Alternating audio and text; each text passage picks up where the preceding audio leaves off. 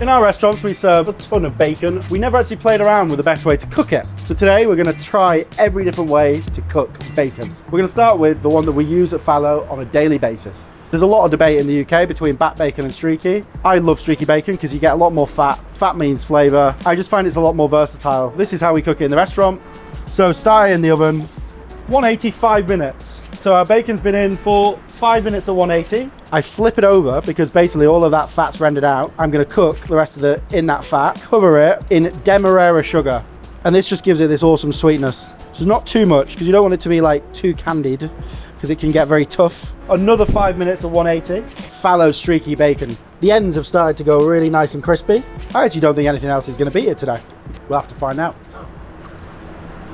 So second method, cold pan. Start in a cold pan. The reason you start in the cold pan, it heats up, a little bit of the fat renders out, and then that fat then caramelizes the bacon. Use a little weight to keep it pressed down whilst it cooks. And what you can see straight away is all that fat coming out and already caramelizing the bacon.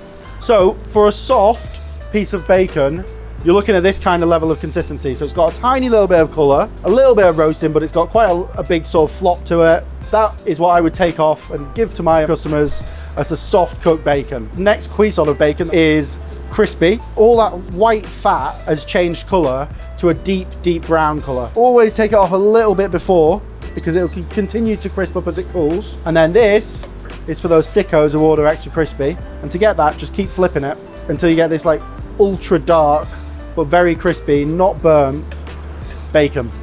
I mean, you can see it's almost like, you know, it's almost a really rich, deep brown color. Soft bacon, crispy bacon, extra crispy bacon. For extra crispy bacon, it shouldn't have any wobble whatsoever. Here we go, crispy bacon. It stays a bit succulent. Crisp is the perfect level of bacon. Okay, next technique, hot pan start. This is like you would get in a proper traditional British calf. Very smoky as it caramelizes. We're cooking them all to crispy because the fat didn't render out nice and evenly. It's also very patchy, the color. Hot pan start, not a very good level of caramelization across the whole thing. It's hard to maintain a nice color. It's slightly burnt. Yeah, not good. Average.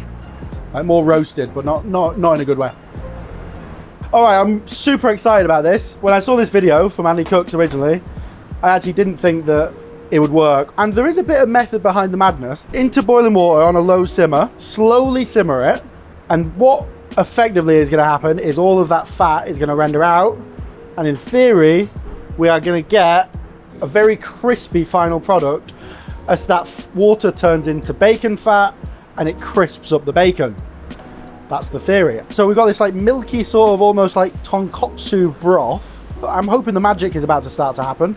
All right, so all of that water is now evaporated. It is starting to crisp up nicely. All I kind of think is that the pan is just burning and the bacon isn't getting crisp. Very confused. All right, it's worked a little bit. I just don't really understand it. It's taken twice as long. Yes, the bacon has crisped up. Arguably better than the hot pan method. All right, off the heat. Color is a little bit patchy. Tastes like nothing.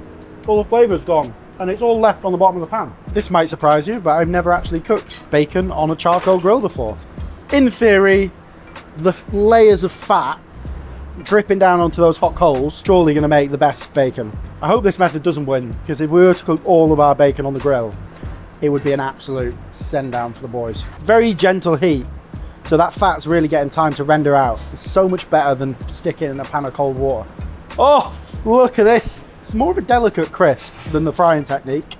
It's nicely, lightly bubbling. We're just going to keep it on until it gets that extra level of crisp. I'm hopeful for this method. Crispy, delicious, very lightly caramelized. This is going to be a banger. Okay, charcoal grill. This one is awesome. That smokiness adds a whole new depth to it. Delicious. This is actually probably the most common, I would say, in the UK. Whack it under the grill. So I'm going to put it onto a cold tray, and then the heat is going to come down, but also it'll render out onto the bottom. So it'll basically crisp up from both sides at the same time. Bosh! Crispy, delicious goodness.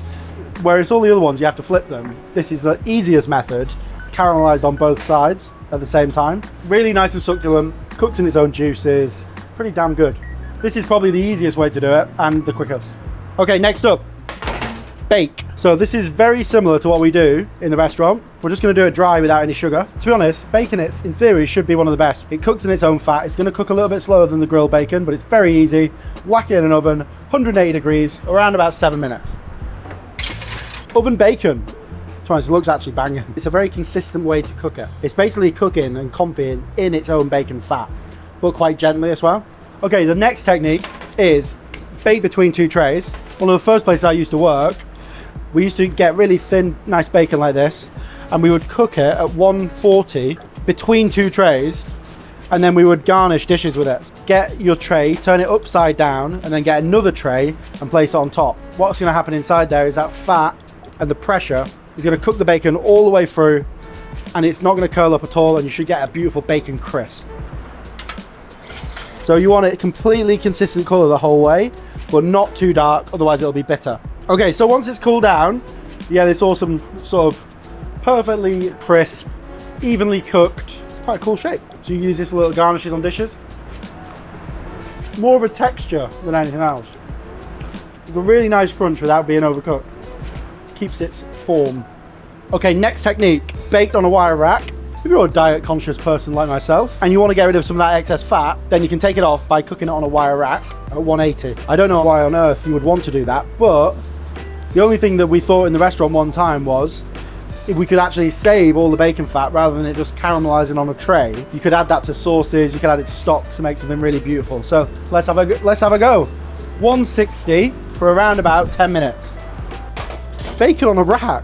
Jesus, look how much fat comes off that.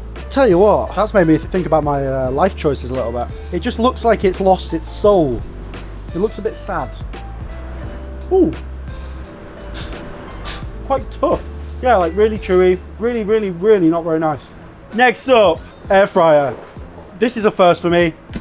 Never cooked bacon in an air fryer. To be honest, I don't really use an air fryer that much, but I do realize that it's a large part of the cooking culture these days. Lay your bacon in, bish, bash, bosh. I'm gonna put it on the meat setting, 200 degrees, easy peasy.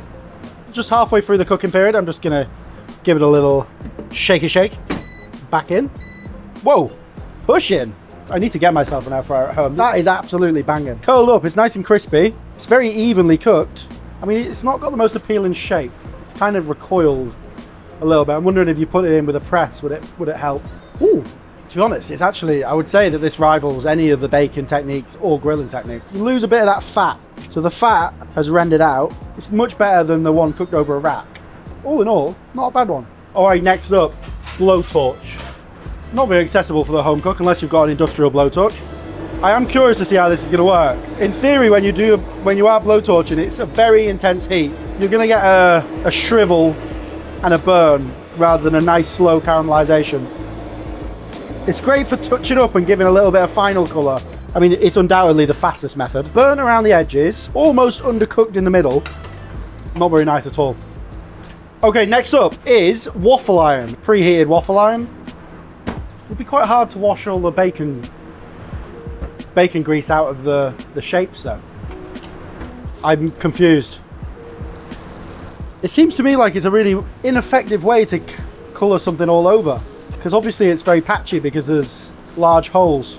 To be honest, I suppose bacon fat waffles is probably the most uneven way to cook anything that you could even come up with.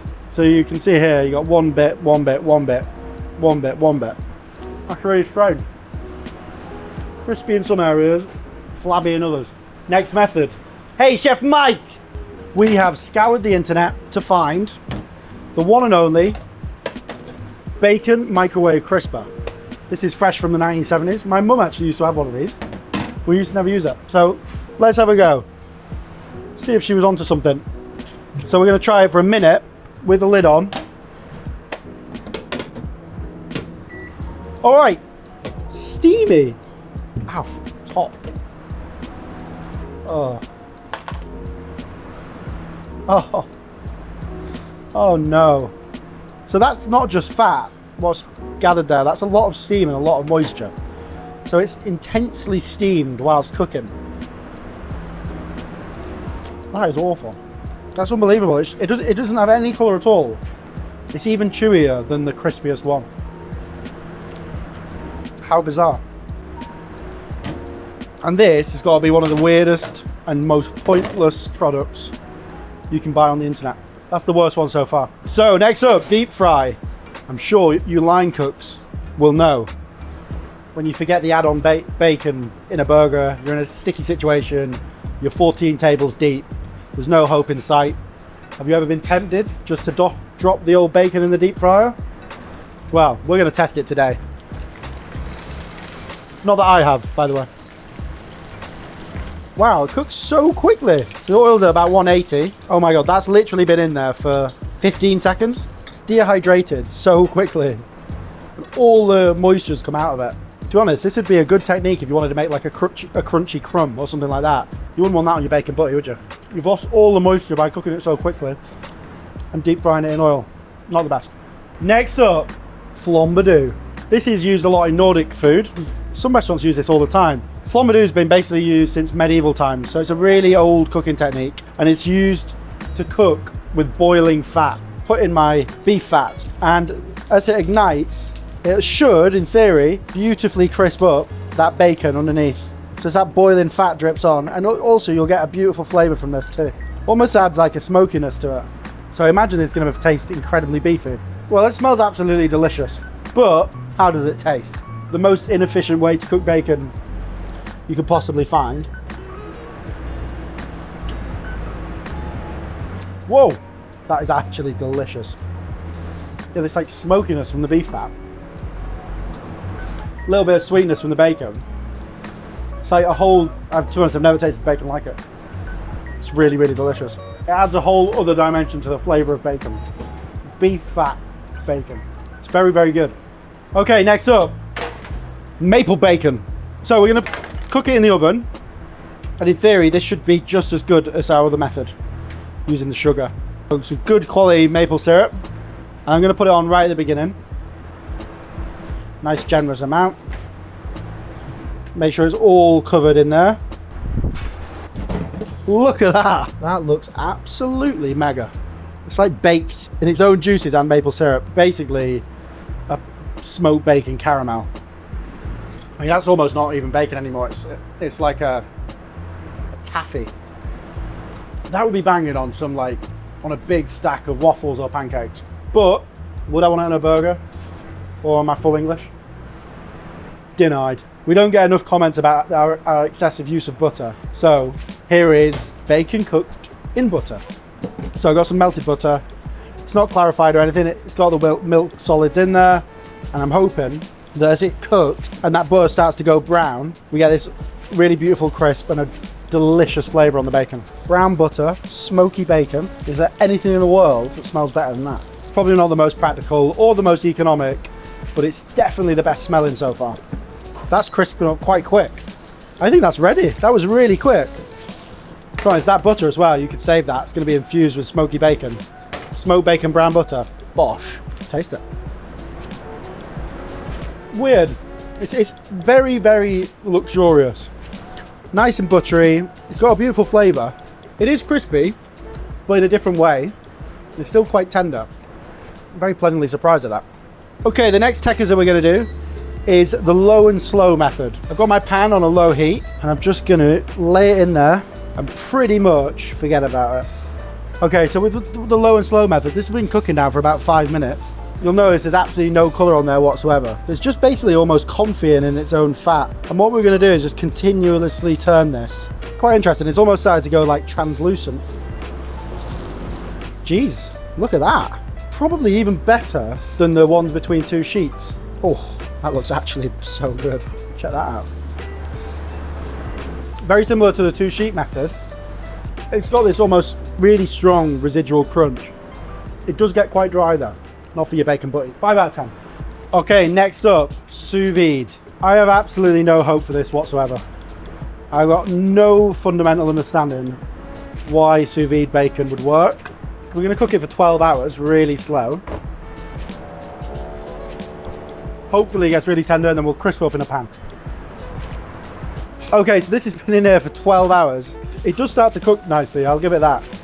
Presumably because all the fat's been rendered out. I'll tell you what, it's colouring up really nicely, weirdly enough.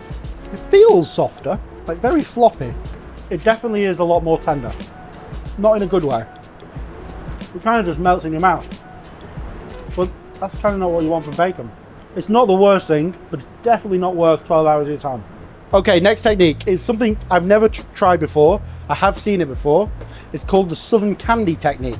So we're just gonna lay the bacon onto a tray, and then we're gonna cover it with brown sugar. Be very generous with it. Sprinkle of cayenne. There's no reason why this won't be absolutely delicious. Southern Candy, going in the oven 180 for about 6.5 minutes. Last but not least, Southern Candy. Oh, that is good. That little kick of heat is actually a game changer. You know what? That's a level up. You might actually start doing this. That is so good. Got the sweetness from the sugar, smokiness from the bacon, saltiness, crispiness from the sugar. That is absolutely banging.